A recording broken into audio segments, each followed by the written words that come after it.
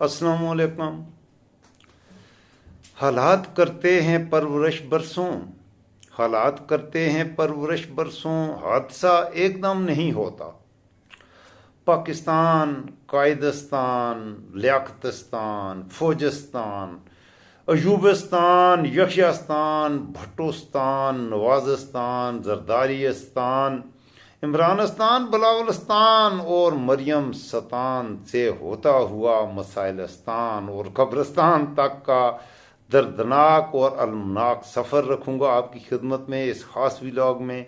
जमे रहिएगा मेरे साथ। मैं कोशिश करूँगा कि कम वक्त में अपने मौजू को समेटूँ, लेकिन ये मौजू इस कदर जामे और बलीग है कि ये मामूल के व्लॉग से यकीनन थोड़ा लंबा होगा ये व्लॉग, क्योंकि बड़ी बातें करनी है मैंने आपसे इस व्लॉग में। तो मेरे चैनल को भी ज़रूर लाइक कर दीजिएगा, सब्सक्राइब कर दीजिएगा और दोस्तों के साथ ज़रूर शेयर कीजिएगा। अपने प्यारे पाकिस्तान की बात हो रही है। पाकिस्तान के क़याम के बाद वैसे हम अगर पीछे माजी में जाएंगे तो पाकिस्तान कायद-ए-आज़म मोहम्मद अली जिन्ना के ने जिस पाकिस्तान को जो अल्लामा इकबाल के जिस ख्वाब को शर्मिंदा ताबीर किया, इकबाल की पैदाइश से पहले ही पाकिस्तान का तस्वर मौजूद था। इकबाल ने पाकिस्तान का तस्वर या ड्रीमर इकबाल नहीं थे, बल्कि इकबाल से पहले ही जिस वक्त 1870 की दहाई में हिंदुस्तान में उर्दू हिंदू तनाज़ा उठा, और तो सर सैयद अहमद ख़ान वो पहला शख्स था जिसने ये महसूस कर लिया था कि हम इकट्ठे शायद ना चल सकें, और उन्होंने अंग्रेज़ों के इस नज़रिए को झुटलाया कि हिंदुस्तान में एक कौम रहती है यानी कि हिंदुस्तानी, बल्कि उन्होंने उन्हें यह बताया, खुल के बताया कि हिंदुस्तान में एक कौम नहीं रहती। हिंदू धर्म और मुसलमान धर्म अलग हैं। हिंदुस्तान में दो कौमें रहती हैं, हिंदू और मुसलमान। और वहाँ से फिर अल्लामा इकबाल ने इसका सरसैयद ही के तस्वर को ज़्यादा वाशगाफ अंदाज में अपने नज़रियात में और अपनी पोट्री में भी किसी हद तक उन्होंने फिर किया, उठाया। और आप कह सकते हैं कि वो पाकिस्तान का, इसमें कोई शक नहीं कि वो ड्रीमर था इकबाल, और वो एक शायर ही नहीं थे।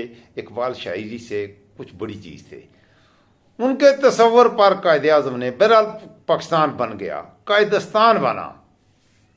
कायद का पाकिस्तान वो पाकिस्तान था जिसकी बुनियाद ये थी, कायद के पाकिस्तान की बुनियाद ये थी कि ये इस्लाम की लेबॉर्ट्री होगा।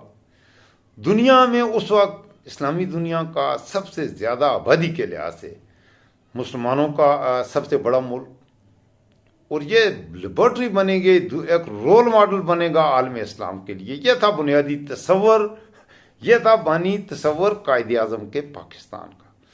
फिर कायदस्तान से कायद-ए-आज़म के साथ क्या हुआ? इतने अजीम मुल्क के खालिक, बानी, फाउंडिंग फादर, जब वो बीमार हुए, पाकिस्तान के लिए उन्होंने बड़ा काम किया, और जब वो बीमार हुए तो चे जाए कि उनको ट्रीटमेंट के लिए कराची शहर में थे, वहीं किसी अच्छे अस्पताल में उनका इलाज होता, या वो बैरून मुल्क इलाज के लिए जाते जहाँ पर मेडिकल की बेहतर सहूलतें मुयसर होती। उन्हें ज़ियारत भेज दिया गया बलूचिस्तान के एक ऐसे छोटे से शहर में जहाँ पर बुनियादी, मेरे ख्याल में उस ज़माने में कोई डिस्पेंसरी भी नहीं होगी। तो वहाँ पर कायद-ए-आज़म साहब को भेजा गया, और कायद-ए-आज़म रहमुल्लाह जिस एम्बुलेंस में इंतकाल उनका हुआ, उस एम्बुलेंस में पता ही नहीं था किसी को कि कंपनी पाकिस्तान इस एम्बुलेंस में है। बहरहाल एक दर्दनाक कहानी है। उसके बाद तो फिर स्वाब दारैन हासिल करने का वो सिलसिला शुरू हुआ जो ख़त्म होने का नाम ही नहीं ले रहा। कायद-ए-आज़म के पाकिस्तान से, कायदस्तान से फिर लियाकतस्तान आया। 2-3 साल तक कहानी चली। लियाकत अली ख़ान का इंतकाल हुआ, उसके बाद तो मोहम्मद अली, चौधरी मोहम्मद अली, मोहम्मद अली बोगरा, हुसैन शहीद, सरवर्दी, चंद्रीगढ़, मतलब 5-6 सालों में इक़्तिदार की वो जंग शुरू हुई। कुर्सी कुर्सी कुर्सी और कुर्सी, एक दूसरे के नीचे से खींचने की इस जंग में पाकिस्तान के जो पहला डेकेड था 1950 से 60 तक, उसमें ही पाकिस्तान के जिस ट्रैक पर चल निकला, वो ट्रैक तरक्की का ट्रैक नहीं था, वो तरक्की का रास्ता नहीं था, वो इत्तेहाद का रास्ता नहीं था। वो वहदत का रास्ता नहीं था, बल्कि वो सिर्फ लालच और कुर्सी का रास्ता था। और कुर्सी के इस रास्ते में फिर आगे एक से बढ़कर एक कारनामा अंजाम देने वाले हमारे हीरो पैदा होते रहे। और हुआ क्या कि 1958 में पहली बार एक जर्नल आया, फौजी पोश आया, वर्दी पोश आया, मेजर जनरल सिकंदर मिर्जा। यहां पर एक ये डिसाइडिव मोमेंट था। लेकिन हमारे कुछ बड़े लीडर्स उसकी गोद में बैठ गए, उसके जूते पालिश करने लगे। और कुछ ने तो यहाँ तक, उनमें जुल्फ़िकार अली भुट्टो जो कि जमहूरियत के पाकिस्तान में सबसे बड़े चैंपियन माने जाते हैं, और वो मरते नहीं है, वो आज भी जिंदा है जुल्फ़िकार अली भुट्टो। ये जुल्फ़िकार अली भुट्टो अल्लाह गरी के रहमत करे। इन्होंने एक दफ़ा सिकंदर मिर्ज़ा को, आपको सिकंदर मिर्ज़ा के हवाले से बताऊं कि ये टिप्पू सुल्तान रहमुल्लाह से गद्दारी करने वाले अमीर जाफर जो थे, उनका ये पोता था। जी पड़पोता, सॉरी पड़पोता था ये सिकंदर मिर्ज़ा। बहरहाल उसके कदमों में बैठ के भट्टो साहब ने उन्हें यह तसल्ली दिलवाई कि आप तो कायद-ए-आज़म से भी बड़े लीडर हो, और मैं आपको ऐसे ऐसे रास्ते दिखाऊंगा और ऐसे ऐसे रास्तों पे चलाऊंगा, बस मेरे ऊपर दस्ते शौकत रखिए, मैं आपके जूते भी चमकाऊंगा और आपको कायद-ए-आज़म से बड़ा लीडर बना के दिखाऊंगा। बहरहाल सिकंदर मिर्ज़ा कायद-ए-आज़म से बड़ा लीडर नहीं बन सका, और उसका भी दादा उसके ऊपर आके चढ़ दौड़ा अयूब खान, और पाकिस्तान अयूबिस्तान बन गया। अयूबिस्तान बनने के पाकिस्तान में भी भट्टो साहब का बड़ा रोल था। अयूब खान को सूत्रों के अनुसार अपना डैडी कहा करता था, डैडी कहा करता था, बिग डैडी। और मोहतरमा फातिमा जना जो कायद-ए-आज़म मोहम्मद अली जना की बहन थी, उनके लिए इस कदर नाज़ेबा गाली गलोच वाली जुबान इस्तेमाल करता था अयूब खान के जूते चमकाने के लिए, उसे खुश करने के लिए। बहरहाल ये भी एक अजीबी दास्तान है। और मोहतरमा फातिमा जना की जो मौत हुई, कुछ उसे कत्ल किया गया, उसे भी शहीद किया गया, ये भी तारीख का एक पहलू है। वो तभी मौत नहीं, उनका इंतकाल हुआ। उनकी मौत के बाद जिन्होंने उसे गुस्ल दिया और उनको कफन दिया, उन खवातीन का यह कहना है कि उनके जिस्म पर तशद्दुद के और जख्मों के निशान थे। तो बहरहाल वो एक अलग दास्तान है। अब तो इस बात पे रिसर्च कर लीजिएगा। और उनकी मौत से पहले जो उनके आखिरी 2 माह थे जिंदगी के, उनमें वो भट्टो साहब के इस किरदार से बहुत मायूस थी, बहुत दुखी थी, इस हवाले से कि भट्टो साहब ने उनको जो गालियां दी उनके हवाले से, तो उनकी शादी के हवाले से ऐसी ऐसी बातें की कि जिनकी वजह से फातिमा जना बहुत ही अजियत में थी, बहुत ही दुखी थी। तो वो अपना वो दुख लेके दुनिया से गई। बाद में ये कुर्सी बड़ी जालिम चीज़ है। बाद में फिर वो अयूब खान जो जुल्फ़िकार अली भुट्टो का डैडी था, वो अयूब कुत्ता बन गया, उसे कुत्ता बना दिया गया। बहरहाल अयूब खान में फिर भी कुछ गैरत मेरे ख्याल में होगी कि कुत्ता बनने के बाद उसने इस कुर्सी को छोड़ दिया। उसने कहा कुत्ता बन के इस कुर्सी में बैठना शायद उसे कबूल न था। तो बाद में ये पाकिस्तान यहियास्तान बना। यहियास्तान के दौरान ही शेख मुजीबुर रहमान और भट्टो के दरमियान जो इलेक्शन हुए 70 के, उनके नताइज 160 नशस्तें जीता मुजीबुर रहमान और 80 सीटें जीता जुल्फ़िकार अली भट्टो के पाकिस्तान पीपल पार्टी। इक़्तिदार शेख मुजीब को न दिया गया और पाकिस्तान टूट गया। ये पाकिस्तान का पहला बड़ा धचका था पाकिस्तान की। आप ये बताएं, ये समझ लीजिए कि कायद-ए-आज़म के पाकिस्तान की मौत वाक़या हो गई। कायद-ए-आज़म का पाकिस्तान 1971 में शहीद हो गया। उसे शहीद करने के जिम्मेदार 3 शख्स थे, जुल्फ़िकार अली भुट्टो, यहिया खान और मुजीबुर रहमान। इसमें कोई शक नहीं होना चाहिए, ये बिल्कुल स्ट्रेट फॉरवर्ड में खुल के बात कर रहा हूँ, इसमें किसी किस्म के शक शोबे की गुंजाइश नहीं। शेख मुजीबुर रहमान इतना जिम्मेदार नहीं था, असल जिम्मेदार ये 2 शख्स थे। शेख मुजीब तो इलेक्शन जीता हुआ था, उसको इख्तियार देते। और आज पाकिस्तान का मवाजना, मैंने असल कहानी जो करनी है वो 1970 के बाद की कहानी। आज पाकिस्तान उस पोजीशन पे मुझे खड़ा नजर आता है जिस पोजीशन पर पाकिस्तान 1971 में खड़ा था। 1971 में भी एस्टेब्लिशमेंट का जो रोल था उससे मिलता जुलता रोल आज पाकिस्तान की एस्टेब्लिशमेंट का है। 1970 के इलेक्शन में चीफ इलेक्शन कमिश्नर का जो रोल था, आज के चीफ इलेक्शन कमिश्नर का रोल उससे कहीं बढ़ के नजर आ रहा है। उस वक्त की एस्टेब्लिशमेंट और उस वक्त के जर्नैल और आज के जर्नैल उससे कई कदम आगे है। जनरल यहिया खान एक बड़ा बोल्ड किस्म का, वो ठीक है वो नशे में रहता था, होश में नहीं, कम रहता था, लेकिन जब होश में आता था तो बड़ी अक्ल और दानिश की बातें भी करता था। उसकी कुछ पुरानी वीडियोस यूट्यूब पर मौजूद हैं, आप देखिए। वो बोलता था तो बिल्कुल उसके इस हवाले से तो आप बात ही नहीं कर सकते कि इतना अच्छी गुफ्तगू फरमाता था और ऐसा स्वाब दारैन हासिल करता था कि लोगों को लाजवाब कर देता था। बड़े बड़े सियासी लीडर भी उसके सामने बात ना कर पाते थे। बहरहाल कुर्सी के इस ख्याल में पाकिस्तान को हमने खो दिया, पाकिस्तान तोड़ दिया। कोई शख्स था जिसने इवन के यहाँ तक उधर तुम इधर हम, और इवन के बंगालियों को वो अलग ना होते तो वो क्या करते, उनको सूर के बच्चे, कुत्ते के बच्चे, ऐसी ऐसी बातें भी सुनवाई गई। तो बांग्लादेशियों को फिर अलग होना ही था, वो क्या करते। बहरहाल जख्मी आधा बचने वाला पाकिस्तान, उसके बाद जो बचा था, उसके बाद जब इलेक्शन हुए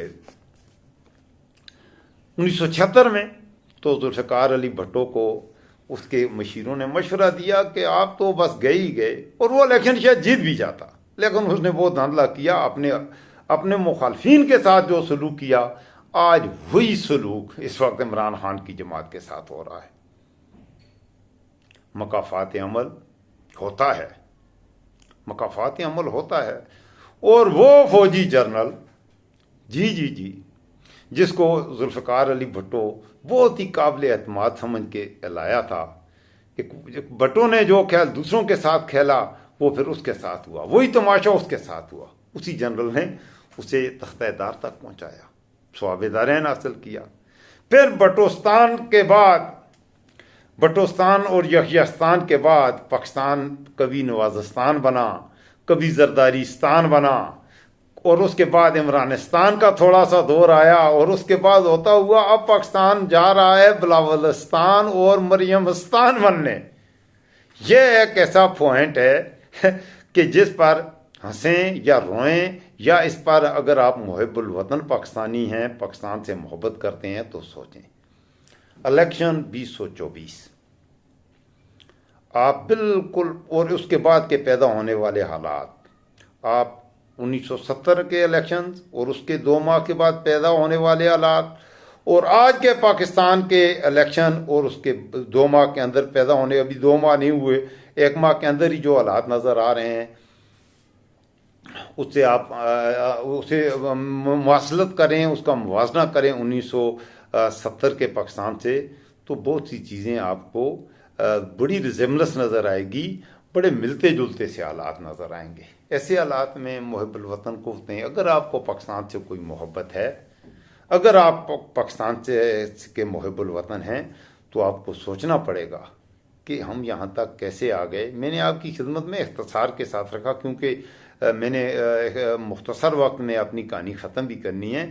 तो आज के जो हालात बन रहे हैं, ये मेरे दोस्तों, मेरे जो बच्चे मुझे देख रहे हैं, जो नौजवान देख रहे हैं, जो भी पाकिस्तान के दोस्त मुझे देख रहे हैं, वो ज़रूर गौर करें कि हम इस स्टेज पर पहुंच आए हैं।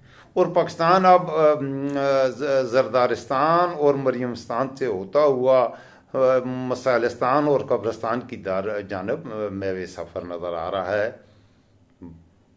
ये हम तक है, हम इस मुल्क को बचाते हैं या इसको ठिकाने लगा के स्वाबेदारैन हासिल करते हैं, ये अब हमारी सोच तक है। कैसे पहुंच गए हम, क्यों हुआ ये जो कुछ हुआ, इसको कैसे जस्टिफाई किया जाएगा, तारीख में इसको कैसे जस्टिफाई किया जाएगा? नहीं हो सकता, दुनिया में इसकी मिसाल नहीं मिलती। ये इलेक्शन जब हुए तो इलेक्शन से पहले प्री पोल रैगिंग जो हुई, उसकी भी दुनिया में मिसाल नहीं मिलती। मुल्क का कायदे आज़म मोहम्मद अली जिन्ना के बाद मकबूल तरीन लीडर जो था, उसे कॉर्नर करने के लिए वो हथकंडे इस्तेमाल किए गए। इसकी मिसाल तारीख में नहीं मिलती, इसमें कोई शक नहीं, हर कोई जानता है। इवन के जो इलेक्शन में जिन्हें जिताया गया है वो भी ये जानते हैं कि इमरान खान का मकबूलियत में वो मुकाबला नहीं कर सकते। अवामी मकबूलियत में उसका मुकाबला ना कोई इस्टेब्लिशमेंट कर सकती है।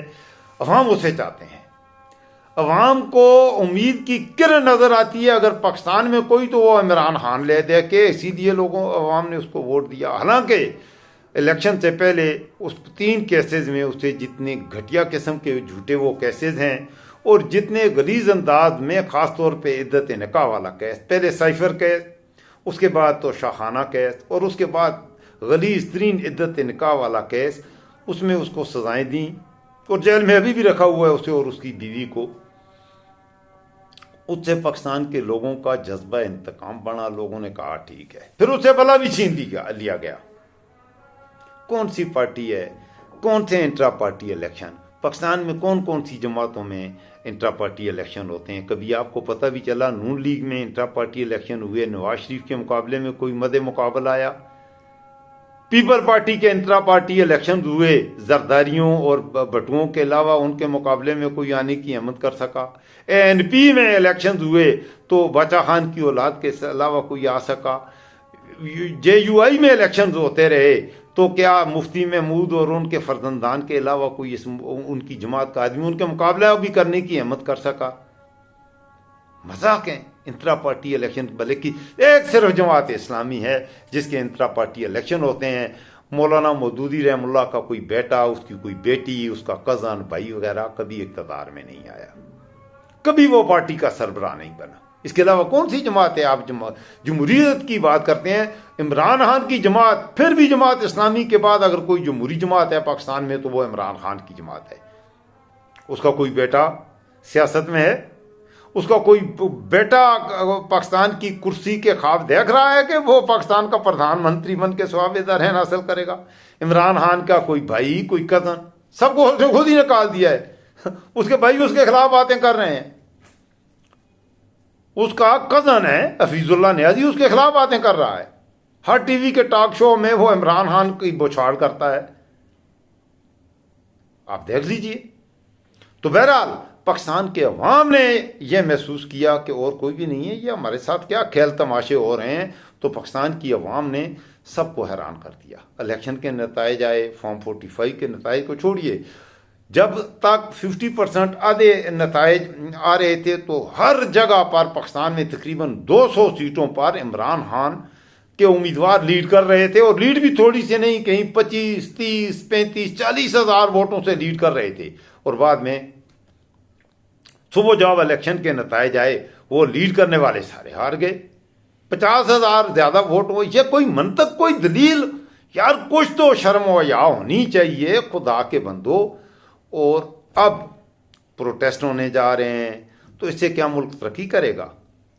ये जाली मंडेट या चोरी करके चोरीशुदा मंडेट के साथ जो हुक्मरान बनेंगे, जैसे कल उधर उन्होंने पंजाब असम्बली में अपना अक्स तो दिखा दिया, मरीम नवाज असम्बली में गई किस अंदाज में। तो अब आगे क्या होगा? ये पाकिस्तान अब जो सालिस्तान से अल्लाह न करे कि पाकिस्तान कब्रिस्तान में पहुंच जाए, ये आंखें खोलने वाली बात है। मैं बड़ा दुखी हो कि ये व्लॉग, बल्कि मेरे, आप यकीन कीजिए मैं इस हवाले से शदीद दुखी हूँ, शदीद इज़्तिराब में हूँ। हम पाकिस्तान के शहरी हैं, हमने पाकिस्तान में रहना है, हमने इस मुल्क में जीना है, इस मुल्क में मरना है, ठीक है जी।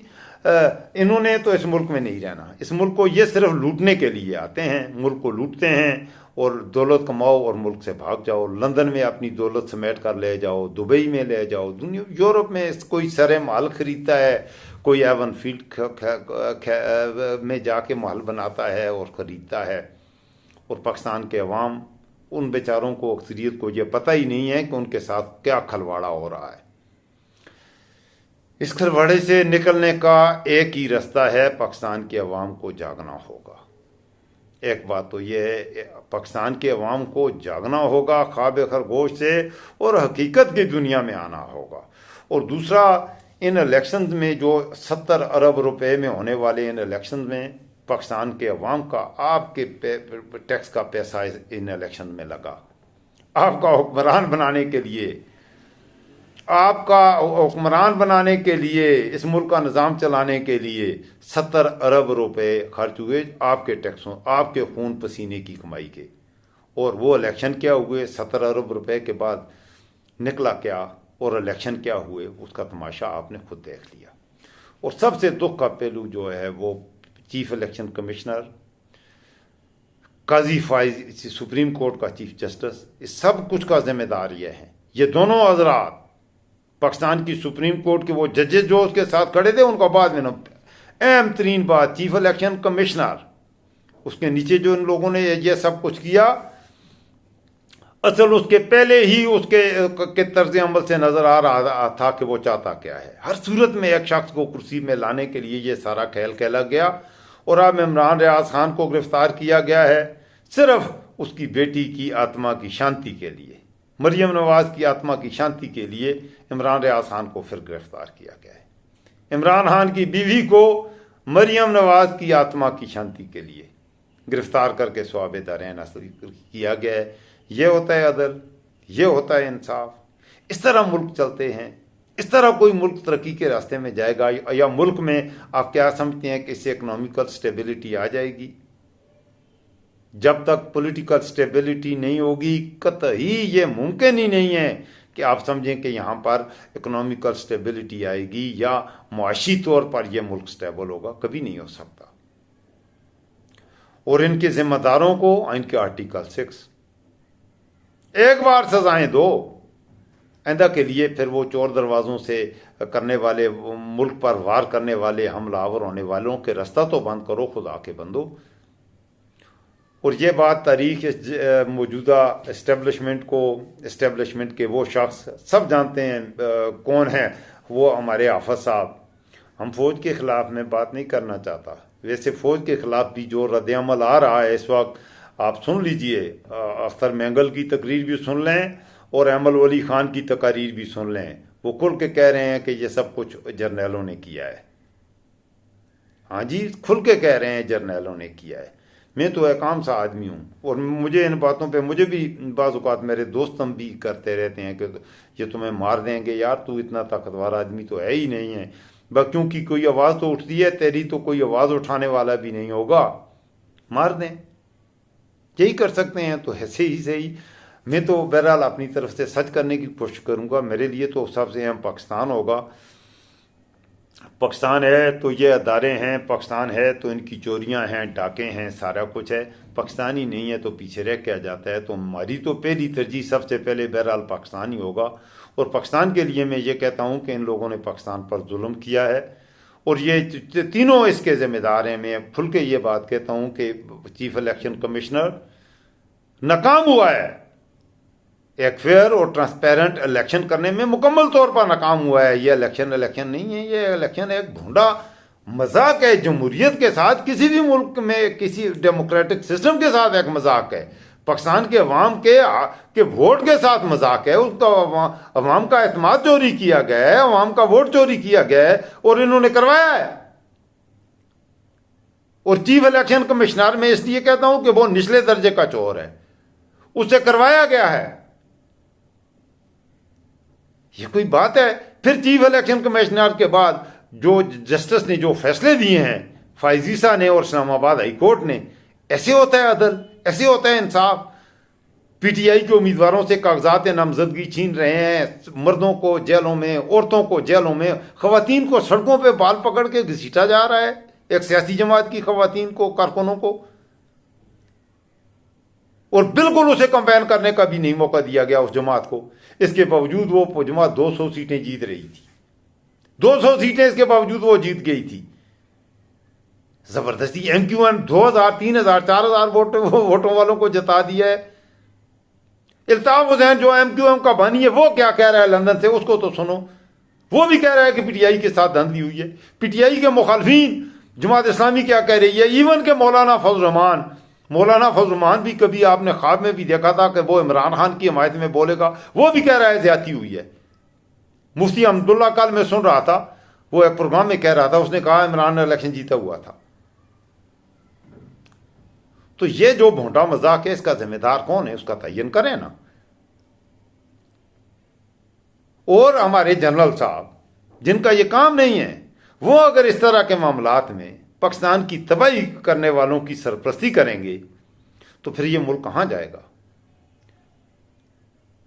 मैं तो यही रिक्वेस्ट करूंगा अपने इदारों से, अपने जर्नलों से, अपनी अदालतों से, खुदा के लिए यार कुछ शर्म करो, कुछ हया करो। कुछ तुम्हारे दिल में अल्लाह का बिल्कुल भी खौफ नहीं है, तुम बिल्कुल अल्लाह से डरते नहीं हो। क्या अल्लाह के सामने तुमने जाना नहीं है, तुमने मरना नहीं है? तुम्हें किन लफ्जों से याद करेगा? जनरल साहब हो या काजी फायज हो या इलेक्शन राजा सिकंदर सुल्तान हो, तुम क्या समझते हो कि तुम्हें इज्जत मिलेगी? ये ओहदा कल जाएगा तो लोग तुम्हारे साथ सलूक क्या करेंगे, तुम्हें पता है इस बात का? खुदा की कसम, मुशर्रफ परवेज के बारे में तो बात ना करो। मुशर्रफ परवेज को तो मैं सलूट करता हूं। ये जर्नल है जो है, इस तरह की जर्नली होती है कि अपने मुल्क के लोगों को डराओ।